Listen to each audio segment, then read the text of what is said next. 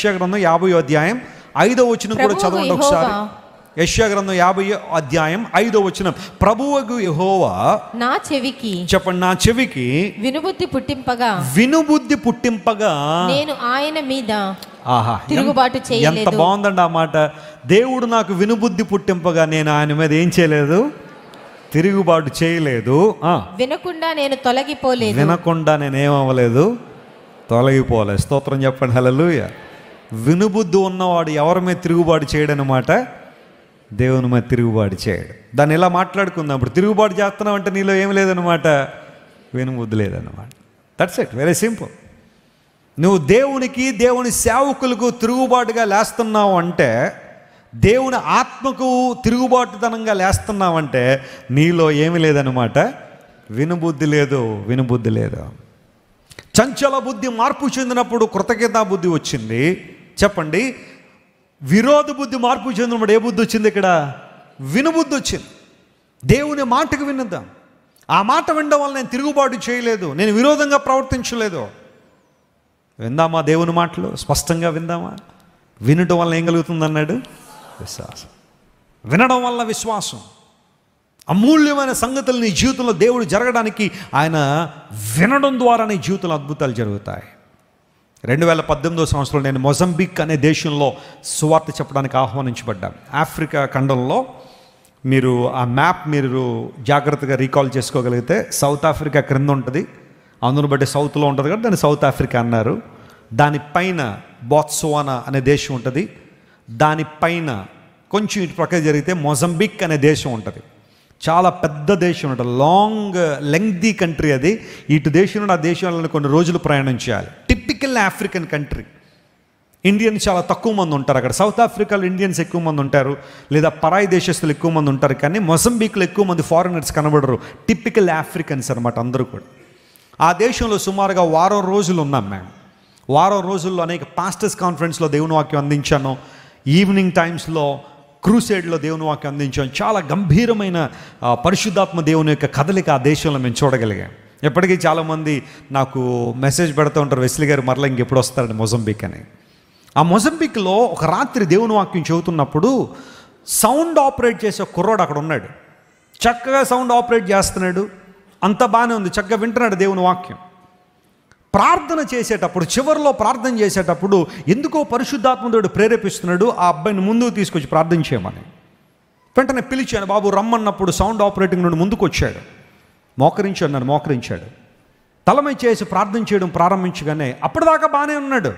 కానీ ఎప్పుడైతే ప్రార్థన చేయడం మొదలుపెట్టానో బిగుసుపోవడం మొదలుపెట్టాడు. గట్టిగా బిగుసుపోతున్నాడు. ఇంకా యేసు నామంలో ప్రార్థన చేయి, దేవుడు నీతో మాట్లాడుతా, నీ జీవితం ఆయనకు కావాలి ఈ రోజున అని అంటూనే ఉన్నాను.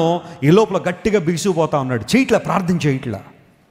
అందరూ అనుకున్నారు ఆ అబ్బాయి ఇంతవరకు చాలా మంచోడు, లేకపోతే చాలా చక్కగా దేవునితో ఉన్నాడు అనుకున్నాడు. కానీ ఏదో రకమైన బంధకం అతని జీవితంలో ఉన్న పరిశుద్ధాత్మ దేవుడు నాకు చూపిస్తున్నప్పుడు ప్రార్థించి ఉన్నాడు, బిగిసిపోతున్నాడు మొత్తం అంతా కూడా. ప్రియులారా, మీరు గమనించండి, అతనికి అలా ప్రార్థన చేస్తున్నాడు. 15 నిమిషాలు అలా బిగిసిపోయాను అన్నాడు. ఆ 15 నిమిషాల తర్వాత పరిశుద్ధాత్మ దేవుడు అతనికి విడుదల ఇవ్వడం ప్రారంభించాడు. దేవుడు నామమున స్తోత్రం కలుగును గాక. ఆ రెసిస్టెన్స్ ఎంత బలంగా ఉందంటే, దురాత్మ శక్తుల ప్రాబల్యం ఎంత బలంగా ఉందంటే అతన్ని ఒప్పుకొనివ్వట్లేదు, దేవుని దగ్గరికి రానివ్వట్లేదు, బిగిసిపోతున్నాడు. అలా ఆ దురాత్మల యొక్క ప్రభావం చాలా భయంకరంగా పనిచేస్తున్నట్టు గుర్తించాను నేను. 15 నిమిషాలు కాంప్రమైజ్ అవ్వాలి, అలా ప్రార్థన చేస్తున్నాడు, అందరూ చూస్తూనే ఉన్నారు. 15 నిమిషాల తర్వాత హీ స్టార్టెడ్ క్రయింగ్, ఏడవడం మొదలుపెట్టాడు. అన్న, నా జీవితం ఒక వేషధారి జీవితం నాది. అందరికీ కనబడేవాడు మంచిగానే ఉన్నాక నా బ్రతుకు అంత మంచిది కాదు. ఏడవడం ప్రారంభించాడు. ఆ రోజున యేసయ్యకి తన జీవితం ఇచ్చాడు. ఈరోజు అద్భుతమైన సేవకుడిగా దేవుడు అతను వాడుకున్నాడు మొజంబిక్లో. దేవుని నామానికి మహిమ కలుగునుగాక. చాలాసార్లు నువ్వు కూడా వస్తున్నావు, దేవుని మందిరానికి వింటున్నట్టే ఉన్నావు, కానీ జీవితం ఇవ్వడల్లా. ఏదో బంధకాలు నేను వెనక లాగేస్తున్నాయి. అపవాది నిన్ను వెనకకు లాక్కెళ్ళిపోతున్నాడు. సత్యాన్ని నువ్వు కన్విన్స్ అవ్వట్లేదు. పరిశుద్ధాత్మ దేవుడు నీతో మాట్లాడుతున్నా ఒప్పుకోవట్లేదు. రెసిస్టెన్స్ ఎక్కువైపోతుంది, దురాత్మల ప్రభావం ఎక్కువ. రా, ఈరోజు దేవుడు నీకు విడుదల ఇవ్వడానికి ఇష్టపడుతున్నాడు. ఆయన చేయి, ప్రార్థించే, ప్రభువా నీ స్వరాన్ని వినగలిగే మనసు నాకు ఇవ్వండి అయ్యా. దేవుడు మాట్లాడుతుండగా ఆ సున్నితమైన స్వరాన్ని వినగలిగే మనసు నాకు ఇవ్వండి అయ్యా. ప్రార్థన చేసుకుని వచ్చేవాళ్ళ దేవుని సందుకు వచ్చేటప్పుడు, లార్డ్ స్పీక్ టు మీ, నాతో మాట్లాడు ప్రభు అని ప్రార్థన చేసి వచ్చావా? వినుబుద్ధి నాకు ఇవ్వండి అయ్యా అని ప్రార్థన చేసావా? వినలేకపోవడం వల్లే కదా ఇంతవరకు నష్టపోయావు నువ్వు. రా, ఈరోజు ప్రభు నేను పిలుస్తున్నాడు ప్రేమ గల హస్తాలతో.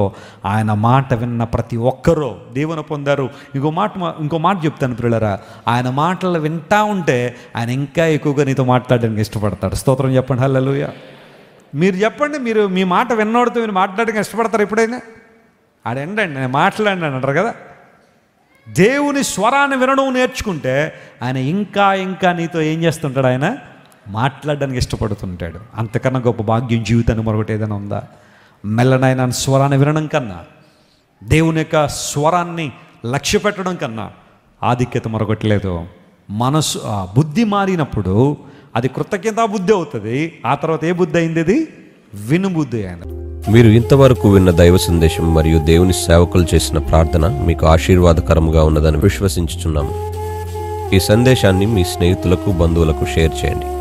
మీకు ఏదైనా ప్రార్థన అవసరత ఉన్నచో మా ఫోన్ నంబర్లకు కాల్ చేయండి. దేవుడు మిమ్మల్ని ప్రేరేపిస్తే విశ్వాసంతో సాగుచున్న ఈ పరిచర్యను ప్రోత్సహించండి. మరిన్ని వర్తమానాలు, పాటలు వినుటకు జాన్ వెస్లీ మినిస్ట్రీస్ అను మా యూట్యూబ్ ఛానల్ను సబ్స్క్రైబ్ చేసుకొనండి.